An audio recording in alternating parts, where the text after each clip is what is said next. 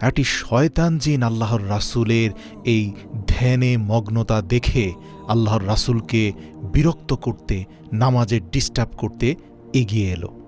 নবী করিম সাল্লাল্লাহু আলাইহি ওয়াসাল্লাম সেই জিনটিকে ধরে ফেলেছিলেন। তিনি সেই জিনটিকে ধরে তাকে মাটিতে ফেলে তার গলা টিপে শক্ত করে ধরে রেখেছিলেন।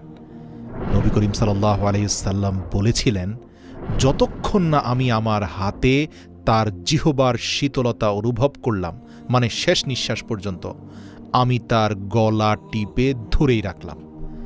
তিনি বললেন, আমার ভাই সুলাইমান আলাইহিসসালামের দোয়া যদি আমার মনে না পড়ত, আমি সেই জিনকে সকাল পর্যন্ত বেঁধে রাখতাম, যাতে সমস্ত আরববাসীর লোকেরা তাকে দেখতে পায়।